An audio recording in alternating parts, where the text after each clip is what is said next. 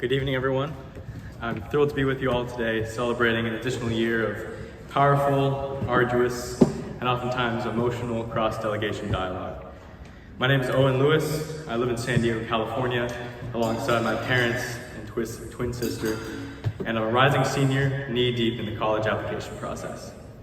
Although I visited Chicago purely for leisure 3 years ago, I would still refer to this experience as my first true exposure to the city's vibrant culture, its entertainment, and most importantly, its warm-hearted residents. Like many of my fellow participants, I discovered Hands of Peace through the grapevine, through a network of people who too value multiculturalism and who too long for peace. As a freshman in high school, a conglomeration of humanities courses, political internships, and my participation in Model UN sparked an interest in international relations and political diplomacy. Global leadership and conflict resolution tactics have since then always fascinated me. I've enjoyed examining the multifaceted ways in which we as humans enter and work ourselves out of conflict. It was certainly no surprise to me when my parents introduced me to Hands of Peace, claiming it was right up my alley, and it was. I applied to be a hand for several reasons. To understand my role as a person of privilege in society, to grasp my role as an American in the conflict, and to examine and learn about political dialogue as a concept. This spring, I had the opportunity to visit a migrant shelter in Tijuana and to listen to the stories of those navigating the asylum process. Stories not emblematic of love or friendship, but of broken aspirations. Every intern's greatest fear is being unproductive, which prompted me to frantically run around, ensuring that everything was taken care of. This was until I realized something very important. You can break stereotypes, counteract your biases, challenge your own perspective, learn how to provide justice, learn how to heal wounds, learn how to establish a culture of acceptance, all by listening. To me, being a participant in Hands of Peace provided a similar opportunity to listen, to understand how I can change myself in order to create change surrounding the conflict. In addition to this, as someone looking to represent the United States abroad, I had many questions about the U.S. intervention that I sought to answer in dialogue. For instance, is the American narrative valued in and outside the program?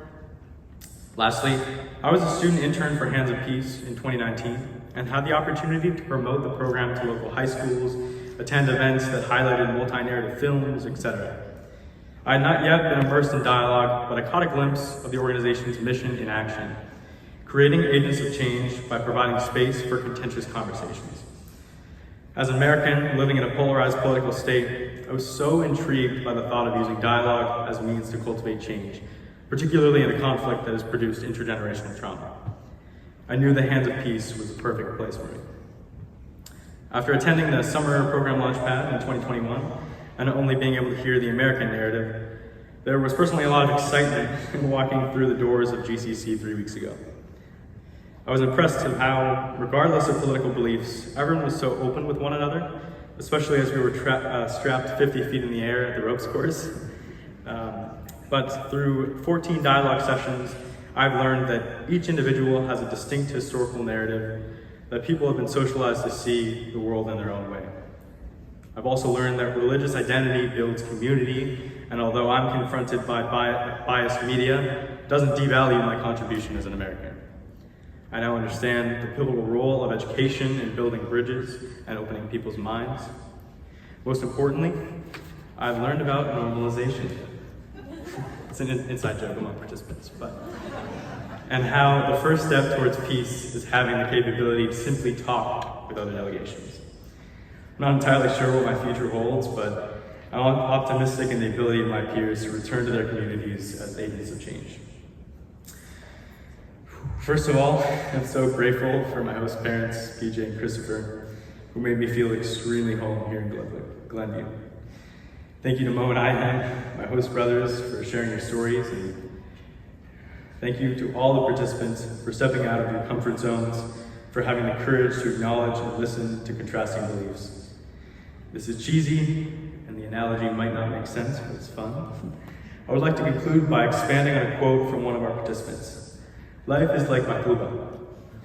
Sometimes you have to faithfully turn it upside down and challenge yourself. Thank you.